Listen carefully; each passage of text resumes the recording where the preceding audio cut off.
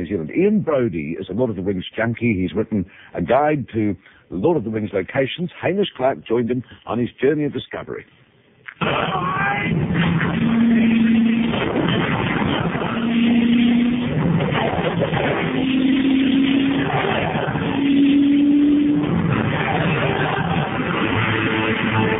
Flying into another world that most of us have only seen on the big screen. I've seen the best scenery in New Zealand in the last 2 weeks.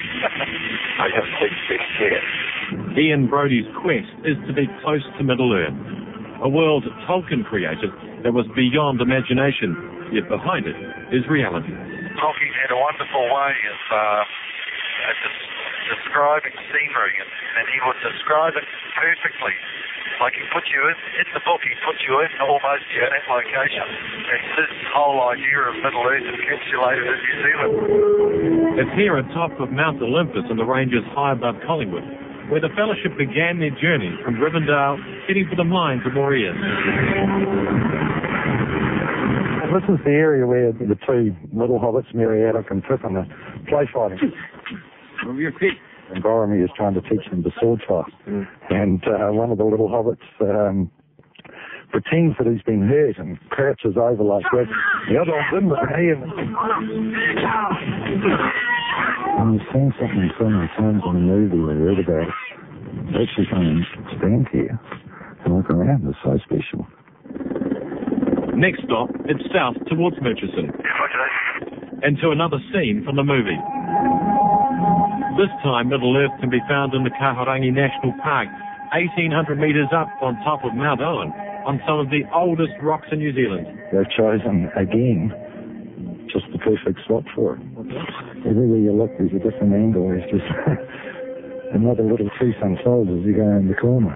It's here where Frodo and the Fellowship exit the mines, escaping the horrors of Moria. And their group stopped and then ran one little distance from here, but then the rest of the scene is down at Lake Alta in the Remarkables. Right. Okay. So that's the beauty of filmmaking, isn't it? So to see the next piece, we have to go to Queenstown. In the mountains and rivers around Queenstown and Glenorchy, this was the second most used place for filming Lord of the Rings outside of Wellington.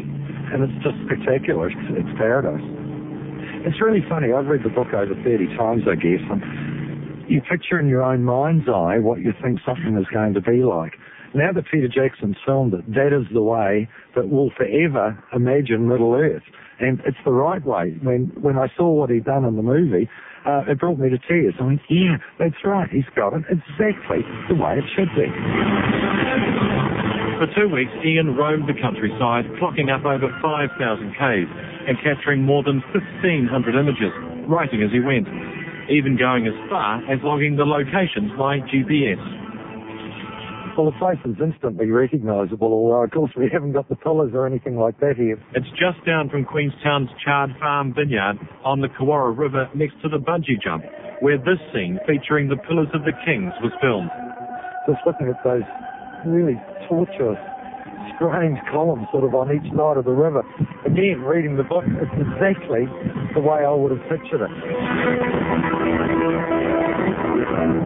Fantastic. He even acted as an unofficial tour guide on a windswept road near Glenorchy for these lost sightseers. What did you film in the Dark River? Well, no, they filmed him just up in around here. Tourists searching for a glimpse of Tolkien's Middle-earth. So in this one spot, you can come and stand here and get 3 locations, 4 locations almost. But of the 50 locations he visited, one place stole his heart.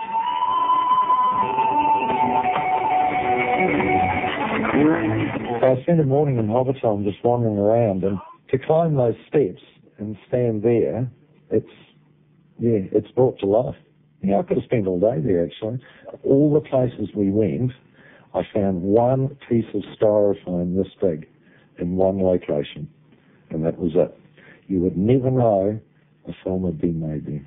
Now Ian has a book full of memories of his journey to Middle-earth, a guidebook of sorts for those other Lord of the Rings fans like himself.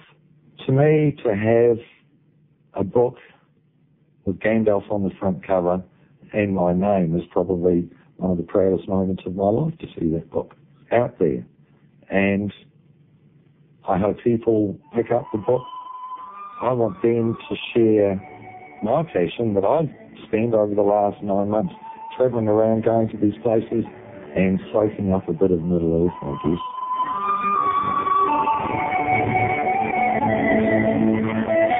Make you want to cry, doesn't it? That story shot by Christchurch cameraman Scott Munro. The editor was Simon Beck, and the book gets launched in Queenstown tonight.